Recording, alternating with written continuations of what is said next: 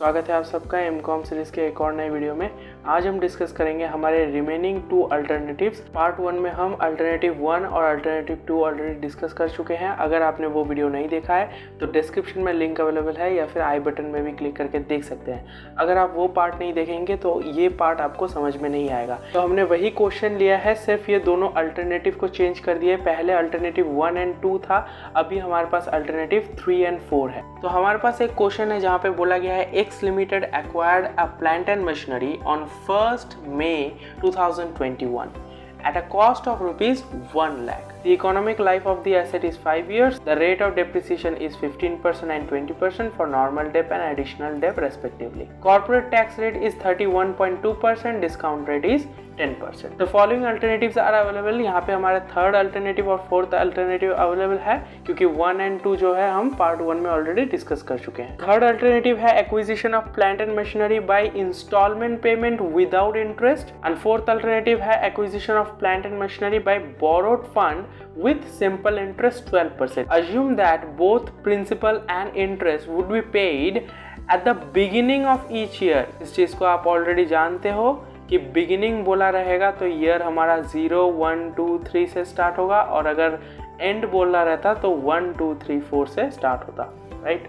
इन 5 equal instalment. तो ये चीज आपको याद रखना है कि इंस्टॉलमेंट पेमेंट जो है 5 इक्वल इंस्टॉलमेंट्स में होगा, यानी कि जितना भी आपका अमाउंट होगा, सपोज कीजिए 1.5 लाख रुपए अगर आप पेमेंट करते हो तो उसको 5 इक्वल इंस्टॉलमेंट्स में करना है, यानी कि हर ईयर 30,000 करके पे करना है। चलिए देखते हैं इसका सोल्यूशन। तो सबसे पहले हम अल्टरनेटिव 3 फाइंड आउट करेंगे, यानी कि when plant and machinery is acquired by instalment payment without interest, right. तो यहाँ पे आपको सबसे पहले total cash outflow find out करना है। कैसे फाइंड आउट करना है, बहुत आसान है। आपको क्वेश्चन में बोला गया था कि आपका मशीन जो है वो 1 लाख का है, राइट, और क्वेश्चन के लास्ट में बोला गया है कि 5 इक्वल इंस्टॉलमेंट्स में आपको ये पेमेंट करना है। तो 1 लाख डिवाइडेड बाई 5 कितना होता है, 20,000 होता है, यानी कि हर साल जो है आपको 20,000 का इंस्टॉलमेंट पे करना है। अब यहाँ पे आप देख सकते हैं कि हम जो है ईयर 0th ईयर से स्टार्ट किए हैं। क्यों? क्योंकि क्वेश्चन के एकदम लास्ट में बोला गया है कि इंस्टॉलमेंट्स जो है वो at the beginning of every year payment होगा, यानी कि जिस साल आप खरीद रहे हो उस साल आप 20,000 रुपए पहले पेमेंट करेंगे, फिर आप परचेज करेंगे, यानी कि 0th ईयर से जो है स्टार्ट होगा। अब ये इंस्टॉलमेंट्स हम पे करेंगे तो हमारे पास 10% का पीवी फैक्टर है, और पीवी फैक्टर कैसे फाइंड आउट करना है वो मैं ऑलरेडी आपको सिखा चुका हूँ।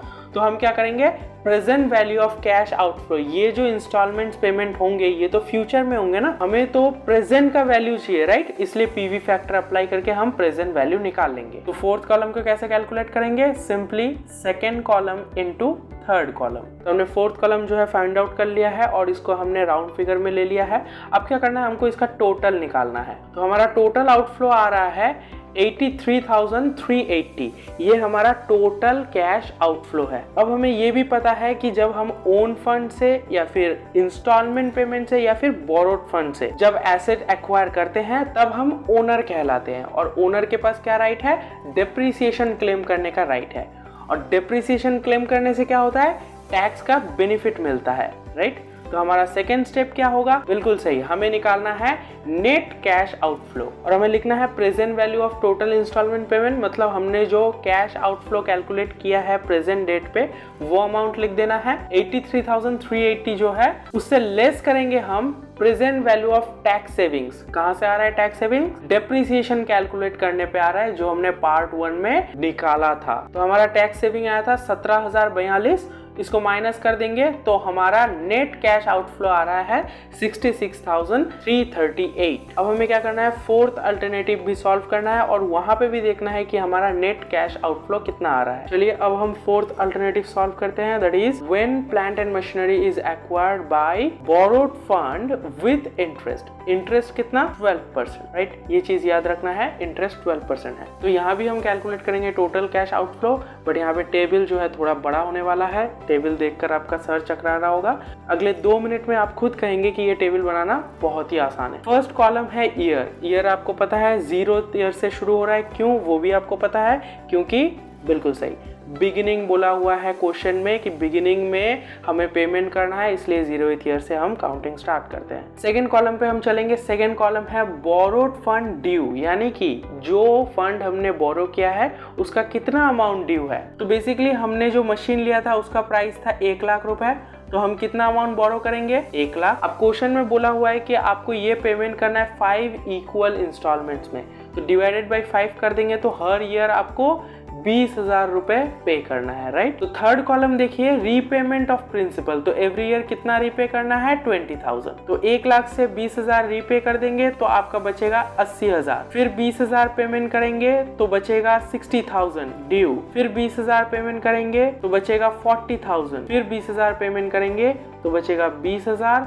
और लास्ट में 20,000 पे कर देंगे। तो देखिए थर्ड कॉलम में हम 20,000 एवरी ईयर इक्वल इंस्टॉलमेंट में पेमेंट कर दिए और हमारा अमाउंट जो ड्यू था वो 20,000 करके धीरे धीरे घटता हुआ लास्ट में 5th ईयर में 0 हो गया, तो हमने 5th ईयर लिखा ही नहीं। अब फोर्थ कॉलम पे आएंगे, इंटरेस्ट। इंटरेस्ट कितना है? 12% है। Okay, very good. तो इसका फॉर्मूला होगा second column into 12%। Second column क्या है? अमाउंट ड्यू, जितना ड्यू है उसके ऊपर आपको 12% का इंटरेस्ट चार्ज करना है। 1 लाख का 12% यानी कि 12,000, फिर 80,000 का 12% यानी कि 9,600। ऐसे करके हम इंटरेस्ट कॉलम को निकाल लेंगे। अब हम आते हैं 5th कॉलम पे जो कि है टैक्स सेविंग। टैक्स सेविंग आप पहले भी निकाल चुके हैं तो अभी भी आप निकाल पाएंगे tax saving. Basically tax rate हमको दिया हुआ है 31.2%। अब टैक्स सेविंग किस पे निकालना है? तो यहाँ पे ध्यान से देखिए, आप 20,000 एवरी ईयर पे कर रहे हैं। अब आप कहेंगे कि हमारा प्रॉफिट एवरी ईयर 20,000 से कम हो रहा है, यानी कि हमें टैक्स बेनिफिट मिलना चाहिए, बट एक्चुअली में नहीं, 20,000 का टैक्स बेनिफिट नहीं मिलेगा। क्यों? क्योंकि ये जो 20,000 आप पेमेंट कर रहे हैं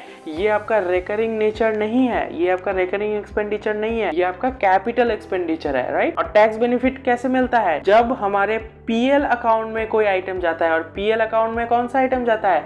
रिकरिंग नेचर वाला आइटम जाता है। तो अब आप बोलेंगे कि अच्छा, तो जो इंटरेस्ट है, इंटरेस्ट पे कर रहे हैं, ये रिकरिंग नेचर का एक्सपेंडिचर है, ये पीएल अकाउंट में जाता है, और ये इंटरेस्ट पे करने की वजह से हमारा प्रॉफिट कम होता है, और प्रॉफिट कम होता है तो हमारा टैक्स भी कम होता है। तो हमारा टैक्स कम होता है तो हम उसको कहते हैं टैक्स सेविंग्स। तो टैक्स सेविंग्स जो है आपका इंटरेस्ट पे निकलेगा। तो 5th कॉलम का फॉर्मूला हो जाएगा 4th column into 31.2%। 4th column में हमारा इंटरेस्ट, जितना हम इंटरेस्ट पे कर रहे हैं उसका 31.2% जो है हमारा टैक्स बेनिफिट है, यानी कि टैक्स सेविंग्स है। तो हम फटाफट से निकालेंगे 12,000 का 31.2%, 3744। ऐसे करके हम फटाफट से टैक्स सेविंग्स निकाल लेंगे। तो अब हम आते हैं 6th कॉलम पे। देखिए यहाँ पे लिखा हुआ है interest after tax. Interest after tax का मतलब क्या है? हमारा जो इंटरेस्ट पे करना था उससे जो हम टैक्स को सेव किए हैं माइनस कर देंगे तो हमारा आ जाएगा इंटरेस्ट आफ्टर टैक्स। तो 6th कॉलम का आपका फॉर्मूला बनेगा 4th column minus 5th column. तो अब हम आते हैं 7th कॉलम पे। 7th कॉलम में हमारा टोटल कैश पेमेंट। तो हमारा 7th कॉलम का फॉर्मूला बनता है 3rd column plus 6th column, यानी कि 20,000 प्लस 8,256, 28,256। तो हमारा 7th कॉलम निकल चुका है। 8th कॉलम में हमारा पीवी फैक्टर जो कि 10% पे है, और पीवी फैक्टर निकालना आपको आता है इसलिए मैंने ऑलरेडी निकाल रखा है। अब फाइनली हम निकालेंगे 9th कॉलम जो कि है present value of cash outflow. आप टोटल कैश पेमेंट कितना कर रहे हैं उसको अगर हम प्रेजेंट वैल्यू पे कैलकुलेट करेंगे तो हमारा फॉर्मूला क्या होगा? 7th column into 8th column. तो हमने 9th कॉलम पूरा कैलकुलेट कर लिया है। अब हमें क्या करना है? इसका टोटल निकालना है। तो हमारा टोटल कैश आउटफ्लो निकल रहा है 1,05,340। अब सिंस हमें पता है कि ओन फंड, इंस्टॉलमेंट पेमेंट और बोरोड फंड से जब हम किसी एसेट को एक्वायर करते हैं तो हम ओनर बन जाते हैं, और ओनर के पास राइट होता है डेप्रिसिएशन क्लेम करने का। तो अब हम निकालेंगे नेट कैश आउटफ्लो। तो नेट कैश आउटफ्लो में हमारा स्ट्रक्चर सेम होगा पर्टिकुलर्स और अमाउंट का, और हम स्टार्ट करेंगे present value of total cash outflow जो कि हमारा निकला 1,05,340। उससे हम लेस कर देंगे present value of tax saving on depreciation जो कि हमने पार्ट 1 में ऑलरेडी निकाला हुआ था। तो इसको माइनस करने के बाद हमारा जो नेट कैश आउटफ्लो आएगा अल्टरनेटिव 4 के आधार पे वो होगा 88,298। अब हमें कंपेयर करना है हमारे चारों अल्टरनेटिव को कि कौन से अल्टरनेटिव के आधार पे हमारा नेट कैश आउटफ्लो सबसे कम आ रहा है, और उसी को हम रिकमेंड करेंगे। तो अब हम आते हैं हमारे सबसे इंपॉर्टेंट पार्ट में जो कि है रिकमेंडेशन। यहाँ पे देखिए मैंने चारों अल्टरनेटिव्स को मर्ज करके एक रिकमेंडेशन बनाया है। पर्टिकुलर्स और अमाउंट का स्ट्रक्चर फॉर्मेट है। यहाँ पे आप देख सकते हैं हमारा फर्स्ट अल्टरनेटिव था ओन फंड, जिसमें हमारा नेट कैश आउटफ्लो आया 82,958। सेकेंड अल्टरनेटिव था हमारा लीज एग्रीमेंट, जिसमें हमारा नेट कैश आउटफ्लो आया 63,102। थर्ड अल्टरनेटिव हमने आज फाइंड आउट किया इंस्टॉलमेंट पेमेंट वाइज अगर हम एसेट को एक्वायर करते हैं तो हमारा नेट कैश आउटफ्लो आता है 66,338।